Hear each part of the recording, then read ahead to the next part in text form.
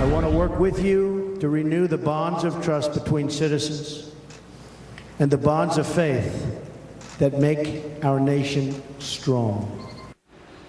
That's Donald Trump making his pitch to the African-American community today while visiting a church in Detroit.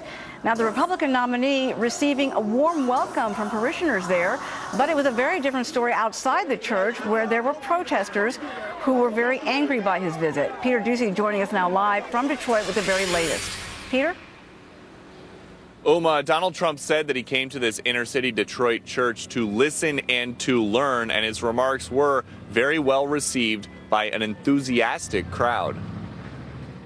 Becoming the nominee of the party of Abraham Lincoln. A lot of people don't realize that Abraham Lincoln, the great Abraham Lincoln, was a Republican. Has been the greatest honor of my life.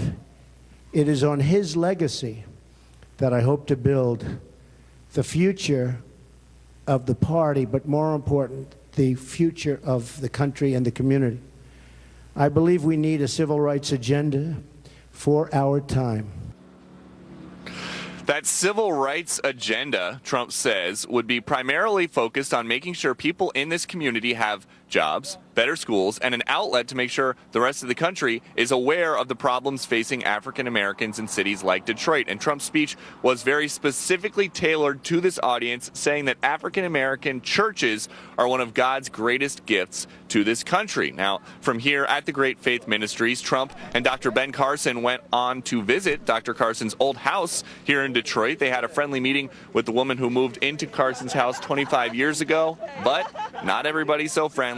Not everybody glad to see the GOP nominee here. About 50 very aggressive protesters tried to break down a barricade outside the Great Faith Ministries, at one point trying to wrestle a temporary barricade away from security guards. And these protesters were not just upset about Trump coming to town. They were upset with the man who invited him, Pastor Wayne T. Jackson. Pastor Jackson also did interview Trump for the Impact Network. That's the only African-American owned and operated Christian television network in the country. We're not going to see clips of that interview, which is an important part of Trump's outreach to the African-American community. But we know that it went well because Trump tweeted, "Thanks for having me. Thanks for the interview."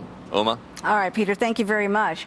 So Donald Trump is trying to make inroads with the traditionally Democratic voting bloc, appearing at that church service for the first time in this election cycle. Will his efforts have an impact? Joining us now with some insights, Governor Mike Huckabee, former 2016 GOP presidential candidate, and the former governor of Arkansas. Welcome. Great to have you here on the show today.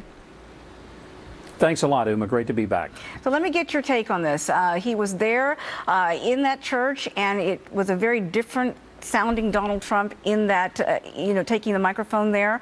Very interesting indeed, because, he was getting some flack from critics who were saying he's making an outreach to African-American voters, but not speaking to African-American audiences. So now he's doing that. What's your reaction to this? It's a very smart move on Donald Trump's part. I thought it was bold for him to go to a place where most people wouldn't expect he would show up.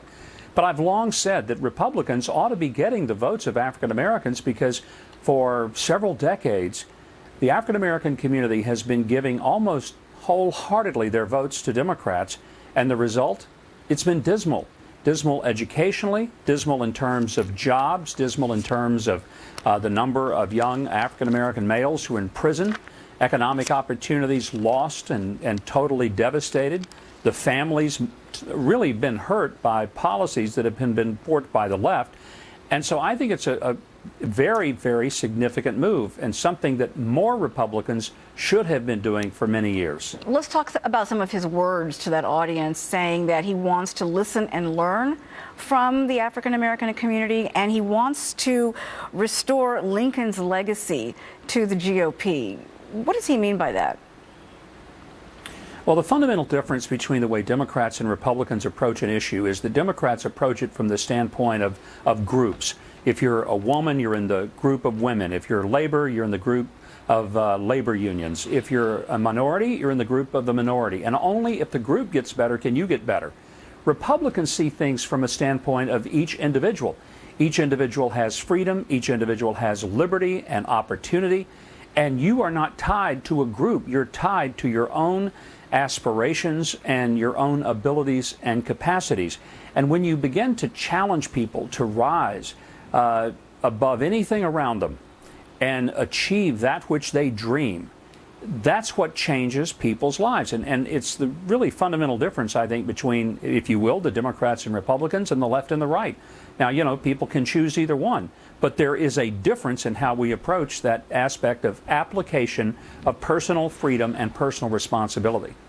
This has been a very busy week for Donald Trump. Earlier in the week, he was in Mexico and then also in Arizona talking about the specifics for his immigration policy. Overall, how do you think he is faring as a candidate this week, given the fact that he is going to places where there's controversy and not everyone's very receptive, but the fact that he's making that effort, how do you grade him?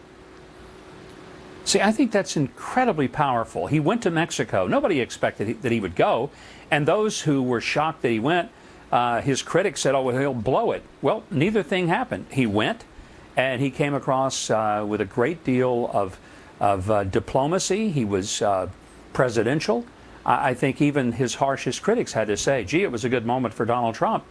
And it was, because it showed that he's a fearless person when it comes to dealing with issues and challenges that are in front of him. When he made that speech, he was very specific in outlining 10 very, very detailed things. Now, there have been some criticism, but I don't know how people could listen to that speech objectively, and I mean objectively, and come away with anything other than here's a person who respects legal immigration. He respects the incredible benefits that have been brought to this country by those who have immigrated. I thought he paid enormous tribute to immigrants to America. But he also made it very clear that the purpose of the American president is to put America first. And how anybody could find that offensive, frankly, Uma, is beyond me. You know, when he's talking about security concerns and something that he's very passionate about, but yet in a recent Fox News poll, when voters were asked who do they feel can handle security better, Hillary Clinton still comes out on top. I cannot imagine why. I mean, this is a person who cannot keep anything private. She didn't even know that C stood for classified on top of those documents. She lost 13 different email devices, or at least had different ones, even though she pretended that she only had one device the whole time, and flat out lied about that. So how anybody could think that Hillary Clinton could be trusted with national security when she couldn't even be trusted with the emails that she said were nothing more than some communication about her daughter's wedding and yoga classes. I just don't think they're paying attention. They must be reading comic books and not the newspapers, because even New York Times and Washington Post reports, and they're so favorable to Hillary, even they have had to acknowledge that she is enshrined in scandal after scandal and in discrediting mess after discrediting mess. Governor Huckabee, always good to see you on the show. Really appreciate it. And I know you're keeping close watch as Donald Trump continues with his outreach to different minority groups in the country. Thank you for joining us. Thank you.